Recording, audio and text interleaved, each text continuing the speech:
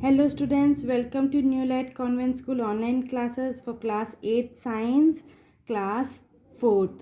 So today we will starting with our new topic, protection from weeds.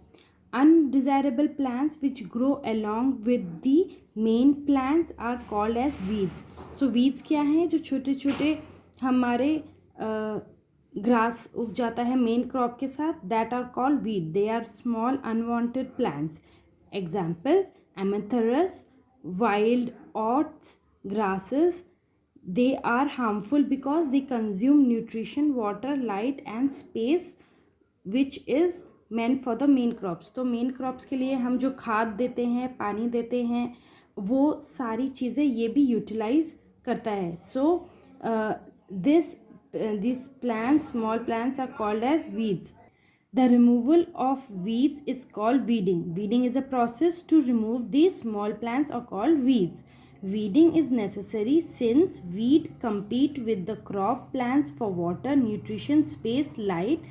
Thus, they affect the growth of crops. So, जैसे हमने बोला कि these are unwanted plants because they take nutrition from soil which is meant for the main crops, and they take space also, and they take water also, so which is not required to give to these unwanted small plants. So this is important to remove these plants. Weeding is done by 3 methods: using chemical, or by hands, or by removing weeds using khurpi. Chemical method of these removal includes use of certain chemicals like 2,4-DMCPA or buckler. These are spread in fields to kill the weeds. They do not harm the crop. Weeds should be removed before they produce flowers, seeds. Manual removal including physical removal of weeds by using uprooting or cutting them close to the ground from time to time. This is done by a खुरपी और hand. तो हम क्या कर सकते हैं, हम या तो उसमें केमिकल स्प्रे कर सकते हैं जो एक्चुअल क्रॉप को हार्म नहीं करता, बट जो वीड रहते हैं, स्मॉल प्लांट्स रहते हैं, उनको रिमूव कर देता है. और वी कैन मैनुअली गो, और खुरपी की मदद से we can pull that unwanted small grass by hand. तो हम इसको हिंदी में खरपतवार भी बोलते हैं. तो ये छोटे छोटे, आपने अगर आप किसी खेत में जाएंगे तो वहाँ पे नीचे ग्रीन कलर के छोटे ग्रास उग जाते हैं, which are not actual the main crop. So these are called weeds, and there are 3 methods to remove this: by chemical, और बाय हैंड, और by khurpi. Okay, coming to next topic, harvesting of crops. Once the crop is reached to a maturity, it is now needs to be harvested. अभी क्या होता है, हमने जब seeds डाल दिया तो 1-2 महीने या जो भी उस क्रॉप का ड्यूरेशन है, उसके बाद it reaches it's maturity level, या वो पक के तैयार हो जाते हैं.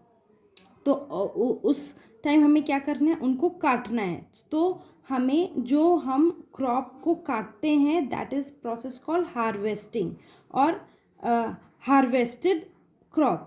So harvesting is cutting and gathering of the matured crops. The term harvesting also generally includes the immediate post-harvesting process such as threshing and winnowing. Let us look on both these processes. So harvesting को हम जब harvesting बोलते हैं कि हम crops की harvesting कर रहे हैं, तो बाय डिफ़ॉल्ट उसमें जो पोस्ट हार्वेस्टिंग एक्टिविटीज़ हैं, पोस्ट मतलब बाद में, एक बार जब हमारी फसल को हम काटते हैं तो उसमें से हमको ग्रेन्स भी निकालने हैं, या उसका हमें थ्रेशिंग भी करना है. तो ये जो बाद में जो फील्ड में प्रोसेसेस होते हैं, उसको भी हम हार्वेस्ट प्रोसेस के अंदर ही इंक्लूड करते हैं. So first step is threshing. The process of separation of grains from the काफ और पॉड्स इज थ्रेशिंग. थ्रेशिंग क्या होता है, जो हमारा भूसा होता है वो अलग करना. अब भूसे से हमें ग्रेन्स को अलग करना है, that process called threshing. If you see closely, this process is threshing.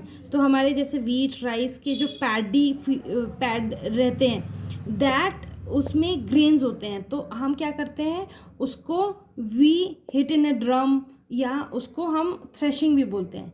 तो उससे हमारे ग्रेन्स जो हैं वो सेपरेट हो जाते हैं। व्योनिंग, winnowing. After threshing, we must separate grains from chaff. Winnowing is a process of separation of grains. अभी विनोविंग में क्या होता है कि हम सूप की मदद से उसको जो भूसा रहता है या भूसी रहती है उसको हम सेपरेट करते हैं मेन ग्रेन से। So this is winnowing and this is threshing. There are various factors to consider before harvesting of a crop. The crop needs to be closely examined.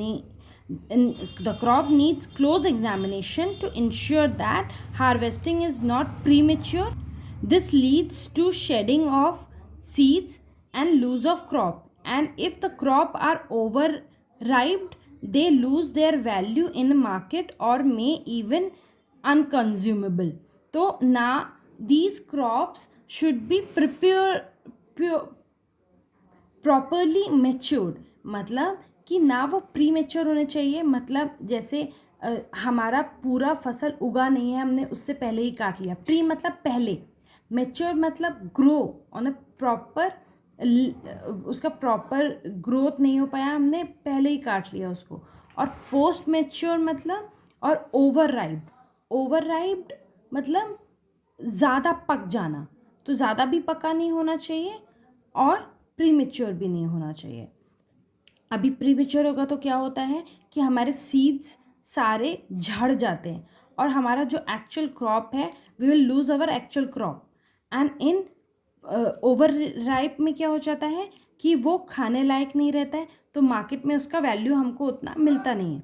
Harvesting in India is generally done manually. Bharat में harvesting generally हाथ से ही या manually labour के द्वारा किया जाता है। Sledge is a tool that is use to cut the crop. Sledge is also known as khurpi, जिसको हमको बोलते हैं, ओके, या हम उसको हसिया भी बोलते हैं। तो वो एक हसिया रहता है जिससे हम हाथ से सारा क्रॉप काटते हैं, that is called as a sledge tool. This method is laborious, time consuming and only suitable for small size farmers. तो ये जो हम हंसिए से अपना फसल काटते हैं ये बहुत ही टाइम कंज्यूमिंग है, क्योंकि हमें हाथ से पूरा फील्ड को काटना पड़ता है या क्रॉप्स को काटना पड़ता है।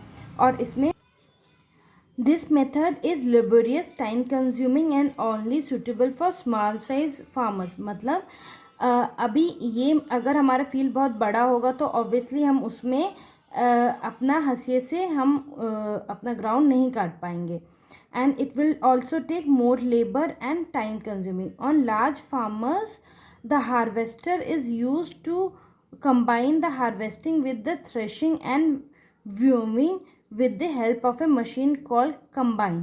combine एक ऐसा मशीन रहता है जो on a large fields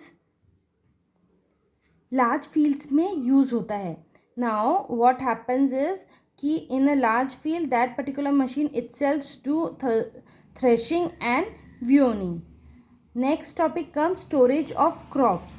When the crops is cultivated for commercial purpose, they are cultivated on a large scale. जब हम क्रॉप्स को कॉमर्शियल पर्पस के लिए उगाते हैं तो वो बहुत ज़्यादा लार्ज स्केल पे बनता है, like quintal two quintal, 10 quintal या 20 quintal. We are talking about quintals upon quintals of grains and crops.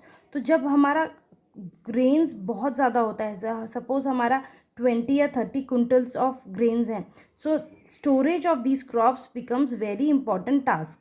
So this presents us with a logistic problem of where and how to store the grain. Logistic मतलब उसका एक जगह से दूसरी जगह को पहुंचाना. तो हमारे फील्ड से एक्चुअल जो स्टोरेज लोकेशन होगा वहाँ तक पहुँचाना is called as a logistic.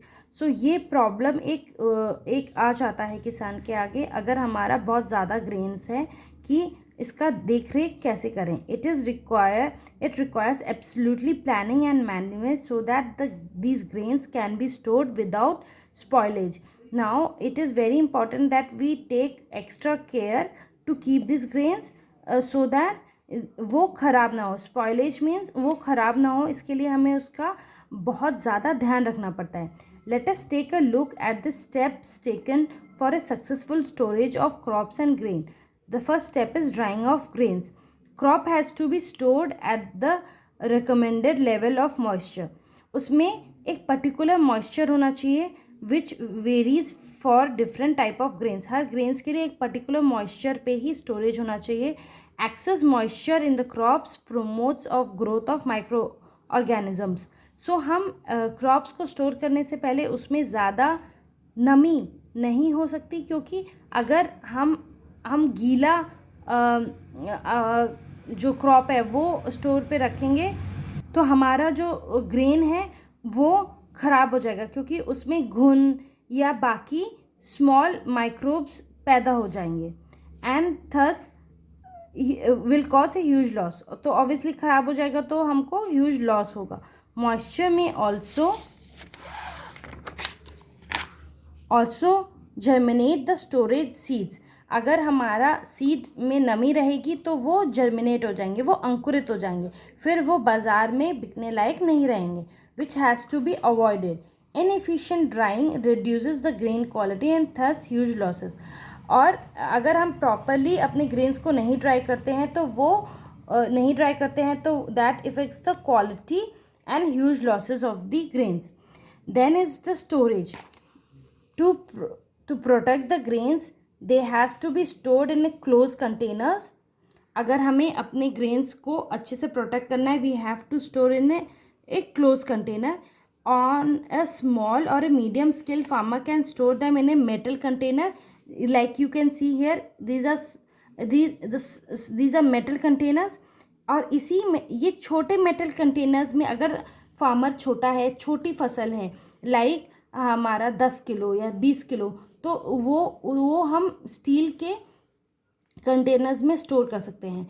Store them in metal container और जूट बैग में भी कर सकते हैं। On a large scale, suppose हमारा 50 कुंटल है, तो then we store in a silos. Silos ऐसा एक बहुत बड़ा एक मेटल कंटेनर होता है और उसमें 10 कुंटल 20 कुंटल ऐसे बहुत बड़े लार्ज में ग्रेन्स आ जाते हैं।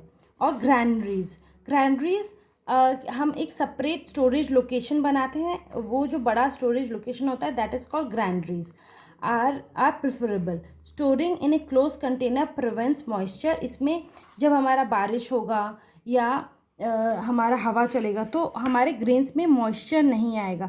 तो that's why we make sure that our grains are in a close container and retain and protect against the rodents and insects also. तो इससे क्या होता है, हमें उसमें घुन नहीं लगता, वो उसमें फफूंदी नहीं लगती। तो ये सब प्रोसेस से बचाने के लिए उसको क्लोज कंटेनर में रखा जाता है जिससे उसमें मॉइस्चर ना जाए। Insecticides treatment to prevent rodents and insects from attacking to our storage crop।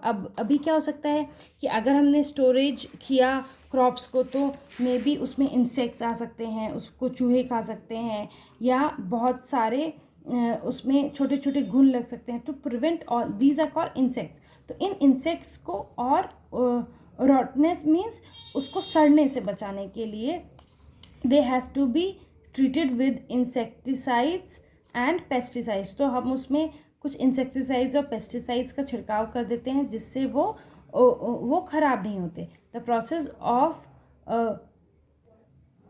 Fumigation where the granaries are filled with the gases pesticides to suffocate the pests may also be carried out where there are alternative bio-friendly pesticides such as a dry neem leaves।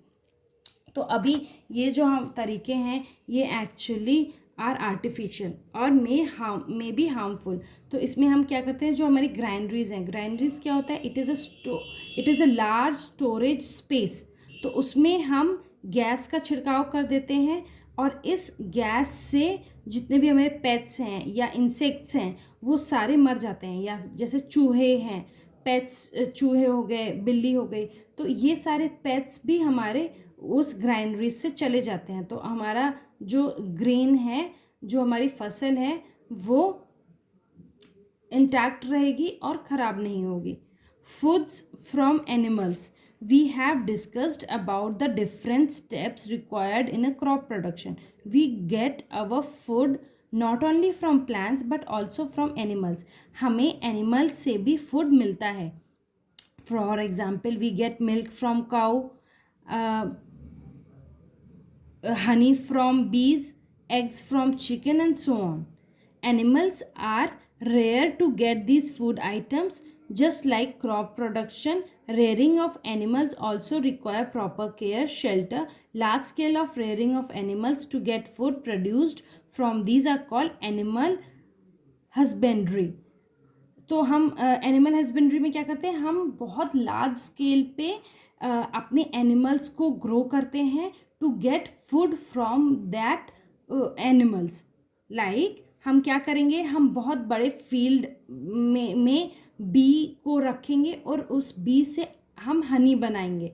तो और उसका भी हमें देख रेख वैसे ही करना पड़ता है जैसे हम प्लांट्स का करते हैं। या हम बहुत सारी गाय रखेंगे, भैंस रखेंगे, फिर उससे दूध निकालेंगे, फिर उसको बेचेंगे। तो ये प्रोसेस भी is called as getting food from animals. Large scale rearing of animals to get food produced is called animal husbandry. For example, large scale rearing of fish is called as a fish culture. Large scale of rearing of honeybee is called as a apiculture. So ये जो है ये क्या करते हैं, fish में क्या करते हैं, हम फिश रेयरिंग में हम बहुत लार्ज स्केल पे फिश को ग्रो करते हैं एंड देन उसको बाद में सेल करते हैं. Okay, so now this is the end of our chapter. Here we have some word help also, and then we have things which we have learned. So we will be sending you pictures of these particular word help and things to learn, and then we will also we will be doing our questionnaire, and we will be sending you some questions to do your homework and learn. Okay, so first chapter ends here. Thank you, students. In case you have any doubt, you can contact us and ask us. Thank you.